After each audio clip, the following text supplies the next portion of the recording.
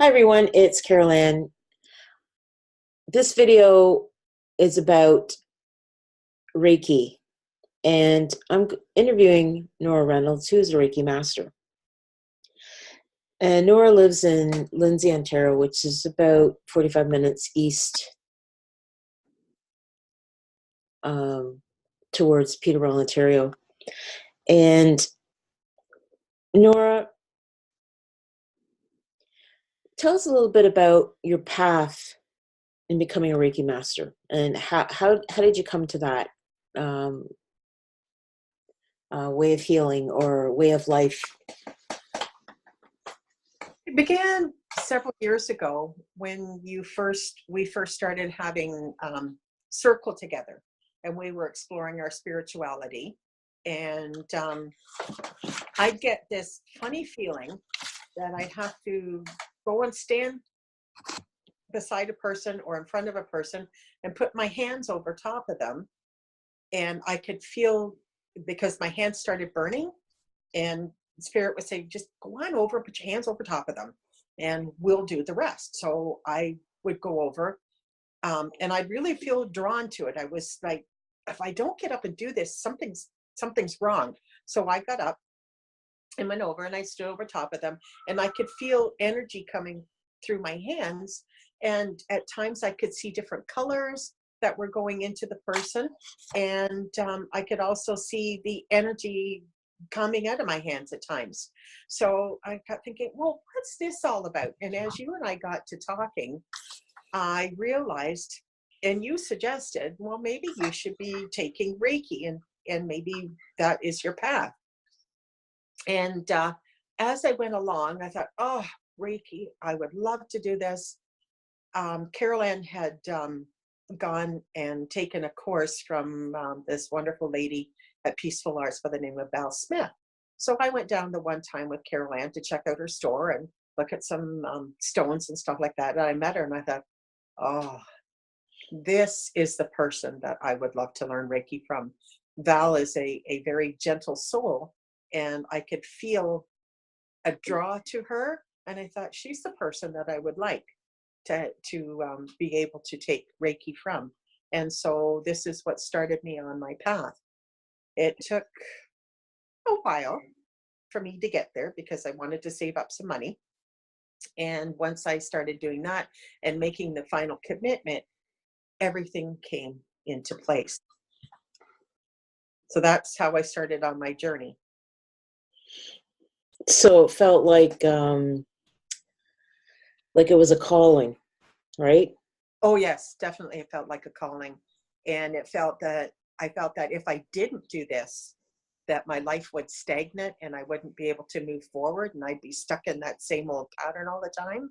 But by moving forward and doing Reiki, and also participating in our classes that we did with our circle, this helped to develop me as we went along the journey. Okay. How did you know you're being called? How did it feel? It felt like this really strong pull, that every time we were together as a group, or anytime I'd be around people and I'd be talking to them, and my hands would start to burn because there was something pulling me, saying like, okay, it's time for you to use some Reiki to help this person. And the call was really loud after a while because my Didn't you hands get hotter and hotter. didn't you get some messages from the Akashic records? Oh, yes, I was just about to get to that. Carol Ann does a wonderful job with Akashic record readings. And one of my Akashic records, oh, it was beautiful. We went into one of my Akashic rooms, and in this room, it was lined with all these beautiful stones. And this is where I was told that I should look into Reiki and become a Reiki master. And then they gave me all these beautiful stones. And just before a client will come over for a treatment, I sit and meditate, and then I draw on those stones, as I'm using them in my practice. So even though you can't see them, the energy from those stones comes to me, and divine lets the energy from it flow through me and then into my client. So it was absolutely beautiful. And so you were getting little signs along the way, being prodded by certain people to follow through on that calling. Is that correct? Prodded? Yeah, I was definitely being prodded and lovingly suggested that I should follow this. Lovingly, you're so kind. It was lovingly done. And have you contacted Val yet, Nora? Have you gone down there to book that appointment to get that Reiki course going, Nora? That's the one. Yep, I heard that quite often until I finally said, Carol Ann, I went into work the one day. Well, I did it. I booked it. And then hallelujah. Good for you. And yeah, mental persuasion. And spirit along the way manifested ways for you to be able to afford. Yes, they did. Afford to complete this Reiki journey. Yes. And while we're at it, how long did it take you from start to finish to be a Reiki master? A year. It took a year. And what's involved with that?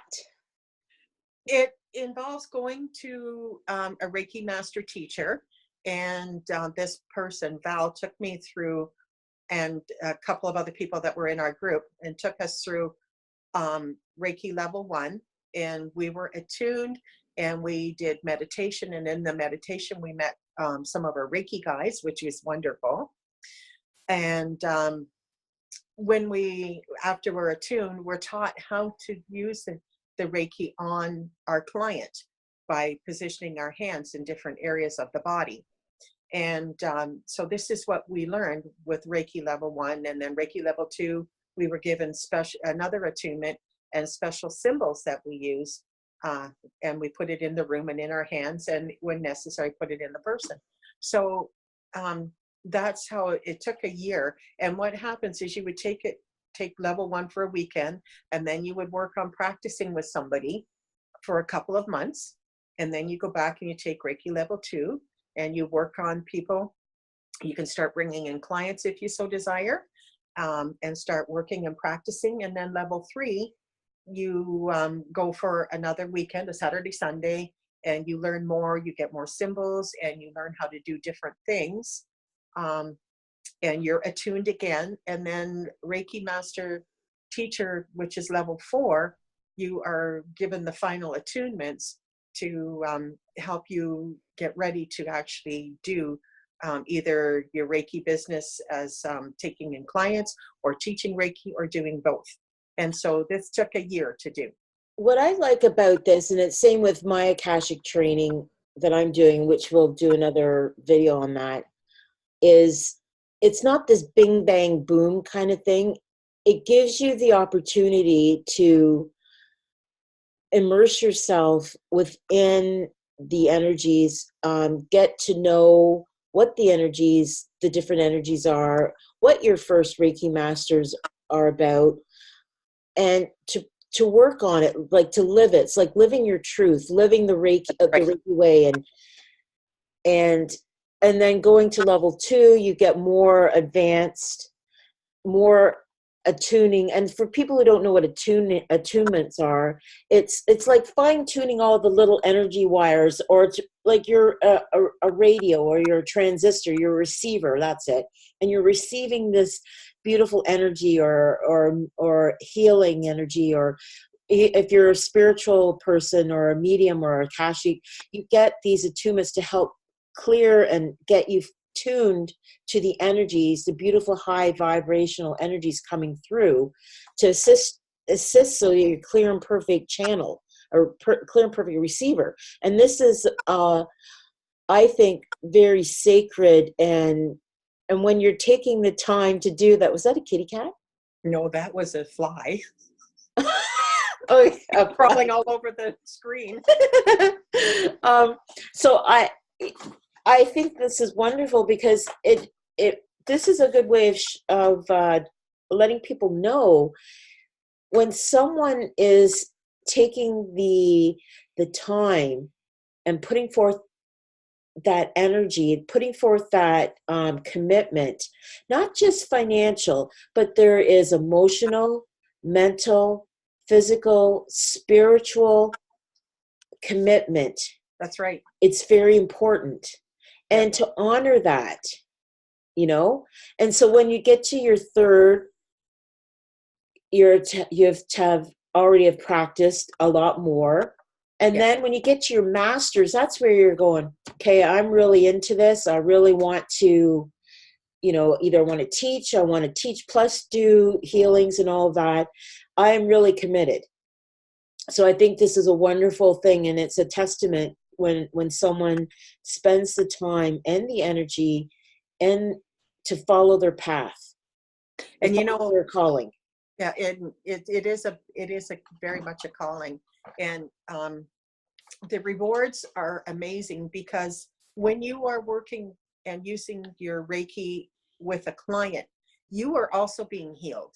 Mm-hmm. So it's not just the client that gets healed, you get healed too. So your body is experiencing something amazing. So as you practice, you'll get more and more healing, and your auras will be clean, and your chakras will align properly, they'll spin properly, the colors will be bright. And it's important to use Reiki every day in everything that you do. I put Reiki into my car, into my gasoline. I put it into my food when I'm eating, and I put it into, even if I'm just sitting watching television, I put it into that too. Because the more that you immerse yourself in Reiki, the better it works and the more it flows. And that's the wonderful joy of that, is being able to use that. Like I have my other job, I have wonderful children that come over, and just before they come over, I will ask Spirit to allow Reiki to flow through me, so that if my children give me a hug, I'm giving them a love hug. And if their higher self says yes, it's okay, then the Reiki will go through to them. If not, then it just goes up to their higher self, and when they're ready to receive it, they receive it. Okay, on that note, okay, you do long distance healing, right? Okay. Yeah. Okay. We'll get into that in a second. I just don't want to Yep. lose my train of thought.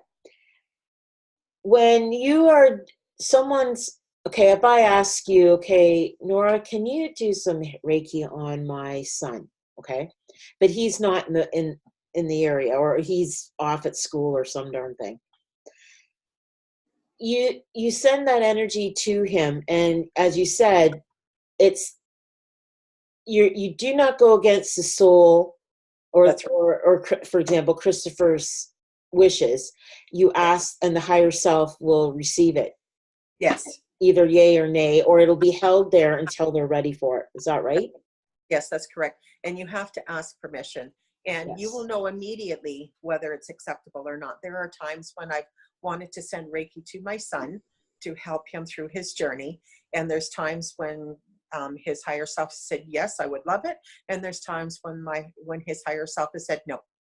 And Not you at have this to time. respect those wishes.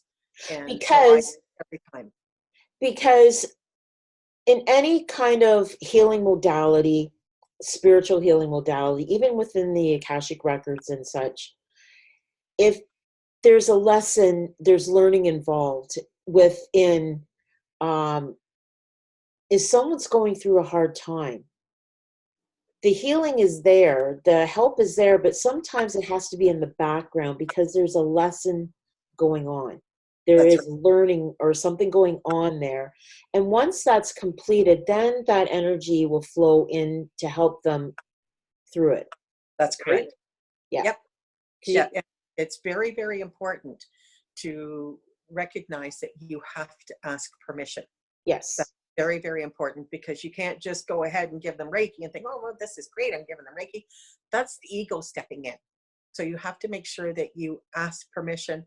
And you also, when you start, you ask them to allow Reiki to flow strongly through you as you step aside. And as long as that you've got permission, then you can go ahead. If you don't, then you just don't do it. I You can, think what's coming to me right now is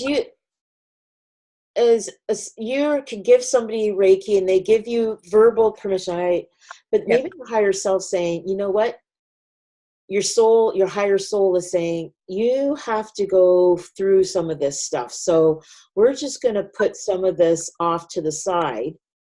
yes, that's what they Okay. do. Yeah, Because the physical, okay, say the physical Carolyn says, oh yeah, I want this Reiki, man. I really want it really bad. yeah, It's like, well, you know what? Your soul is saying, you know what, Carolyn, there's something here that you need to look at. Why are you feeling this way? We're not exactly. going to put a full Band-Aid on it yet. We're not going to swab that wound yet until you take a look at it. Right? Does that make sense to you? Yes, that's right. And it does happen. It does happen. I have seen it happen. Um, we can use, there's one person that I can use as an example, used to love getting Reiki, but because they weren't working on their stuff, the Reiki wouldn't go through. Even though I had permission, the Reiki would not go through because this person was not willing to work on their stuff. They were stuck in the past and not willing to move Mhm. forward. And it's too bad because Reiki is such a joyful thing to receive. And it really does help. Like I use Reiki a lot. I have arthritis and I use it on my areas where I have the arthritis. And I can use it in my car and put it in my steering wheel. And then the steering wheel will send it back to me and then down into where the arthritis is. Yeah. So Reiki can be used anywhere, anytime. And it can also be long distance. Yes, and during a long distance, which means like if say um, you get a request from a client across the pond in the States or even in Peterborough and you live in Lindsay or Toronto, wherever, what do you require for that to happen? I require a picture of them. It's Right. very important to be able to see them.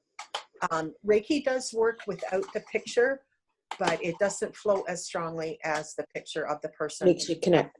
have help. Now, if somebody is also sending me a thing saying, oh, my next door neighbor really needs Reiki, can you send it to her? I'm not going to send it unless I have that person's permission. So that's where I sit down and I meditate and I find out the name of the person and I say, oh, can Jane Smith, such and such a place, be allowed to have Reiki? Divine will say, yes, go ahead. She's open to it. Or Divine is going to say, no, not at this time.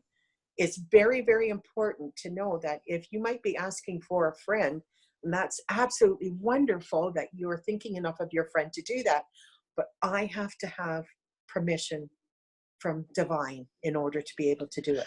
And plus from the person's higher self. That's right. Yeah. Yeah. Person's higher self. Yeah. And Okay. it's important to listen to that.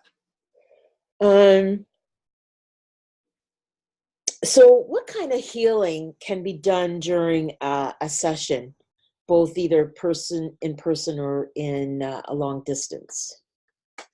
A lot of the healing works in the auric fields and the chakras, and it also sends healing to areas that are inflamed. Like I've got a client that has a problem with his knees, and so when I'm working, the Reiki will go through the body no matter where my hands are, but it is concentrated usually on this person's knees because their knees are pretty sore. The one of them got broken at one point in time, so this goes to this person's spot where they need it the most. So even though I might not be there and I'm sending it long distance, it's going to go exactly where it needs to, whether my hands are on this person or not. Mm-hmm. Because with this energy, it automatically knows where to go. So it'll be working with the places that need it. And sometimes it's here in your throat chakra to help open up your throat in order to be able to maybe speak your mind, because some people have trouble speaking their mind. So this helps open up your throat chakra. You don't. up your throat chakra, and it makes it available. And you all of a sudden feel like, oh, I can say what's on my mind now. And I know that that's okay. So that is sometimes another way of healing, is to help. And some messages will come forward from spirit. And quite often I will see a little bit of a haze at the foot where their feet are, and I'll know that they've got somebody there. And sometimes I will get the messages and I will relay the message. Carol Ann's son Christopher loves to have Reiki, and whenever I am giving Christopher Reiki, I hear this, "Hello, Nora from Kenora," and that is Carol Ann's husband coming through to say, you know, how much he loves Christopher and make sure I give him the message. And the first time I started working on Christopher, Rich was there, his spirit was there, and he was so excited he was ready to jump out of his skin, it looked like. Skin, the Because spiritual skin. yeah, his spiritual skin. He was so excited that we were connecting in this way, and he just wanted Christopher to know how much he loved him. He's going to be with him, even though he's not here physically, he is with him spiritually all the time. And so I had to tell Christopher this, because you know, the spirit wouldn't have left me alone until I did. I don't always get messages, and sometimes I do. I see colors. I see how the chakras align. I see the aura and the auric field. And just through touching with my hands, I can tell where help is needed, because my hands will come upon a resistance. And when you feel that resistance, that's where you work on. And that's how you know. Also, you do, is it called psychic surgery, or what's it called? Yeah, psychic surgery. That And lovely fly is going. it's a lovely word, psychic surgery. Oh, what you gonna do? Cut me open? No. What it is in life, when there have been problems, let's say a couple of days ago, you were in a very loud discussion with somebody and they were really angry at you. Whenever that type of thing happens, barbs get shot out by the person, and they're psychic barbs, and they're almost like this string, and it's got a little hook on it, and it goes right into either your aura or your chakra. They're like cords. Yeah, they're cords. And so when you have those, a person that is giving Reiki can actually feel them, and they can actually take them out. There is a certain thing that we have to do where we take it and grab it and pull it out. And you keep pulling it out until it's gone. And then spirit asks us to put a special color in, and it's a type of salve that fills the hole and heals the wound. And so when you're mad at somebody, let's say that somebody cut in front of you when you're driving, and you go, "Oh, that stupid son of a," that's going a barb. That's why, remember, we used to go, "Bless you on your journey." Yeah. So we started saying "bless you on your journey," so that we wouldn't send any barbs, because when you bless it on its journey, you're saying, "Oh my goodness," but I'm not putting any bad connotations to it, because I don't want any barbs going to this other person. And you've done psychic surgery on me a few times. Yes, I have. Where at the one instance where it was a real heavy duty barb, several barbs that she had. Oh, definitely. And it took quite a while to get it out. But once we did get it out, we cleaned it with the salve, but we had to go back a couple of times after that. And that's what happens with psychic surgery, is you'll get most of it out, but sometimes you have to go back and get the rest of it out. And that's usually just one more session, maybe two at the most.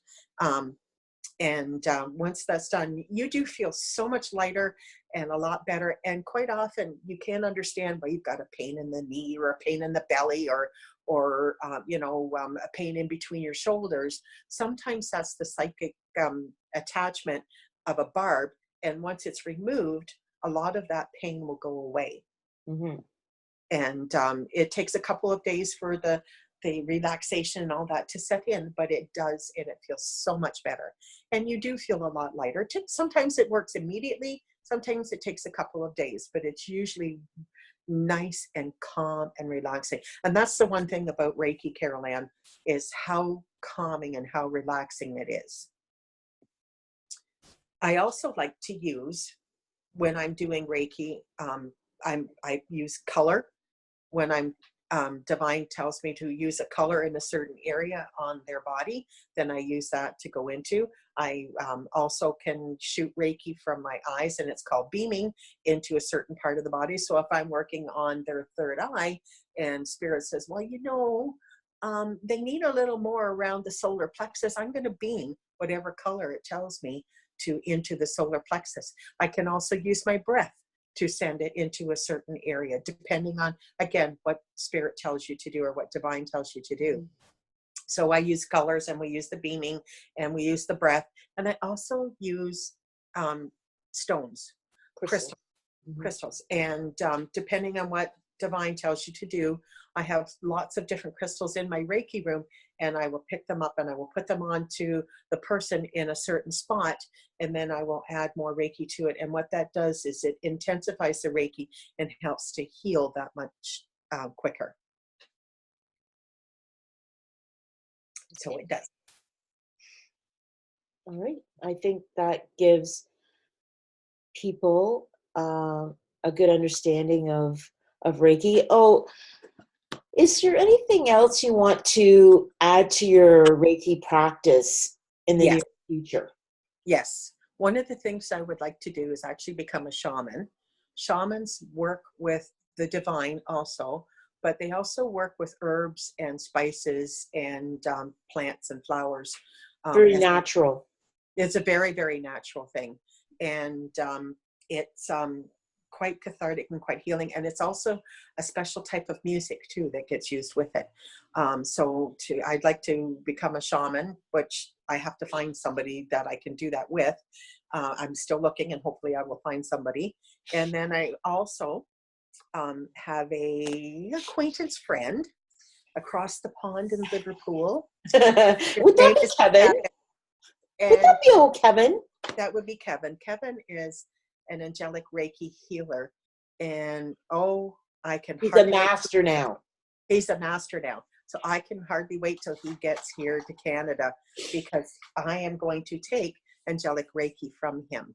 So hopefully in the springtime he will be coming, and I am really excited because I get to work with all the angels and archangels. I work with some of them now, but I would like to add more. So, and it's important as you go along to add certain things to my Reiki modality. I'm wanting to add more so that it will help increase. I can help people.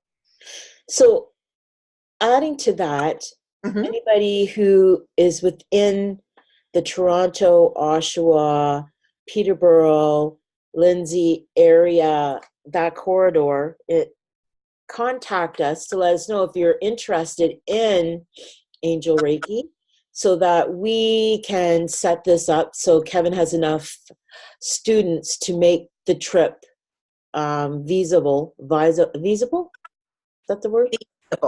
Feasible. For him to come across the pond. Yeah. So that's another thing. And there's not a lot of, that I know of, a lot of Angel Reiki people here. So this would be a good thing.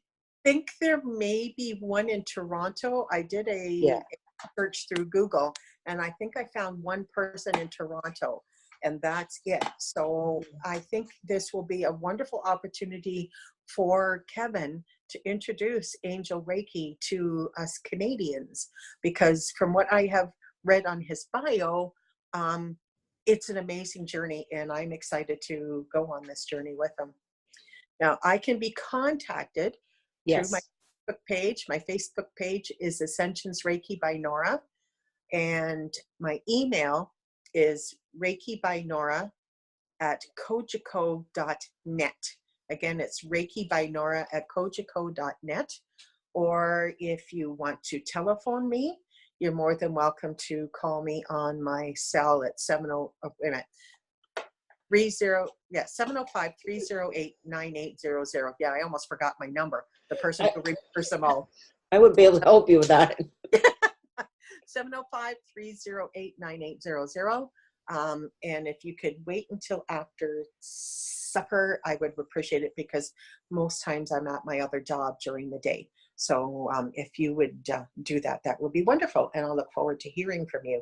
As I know Miss Carol Ann will look forward to hearing from you too. Great. Okay, so I think that's it for now.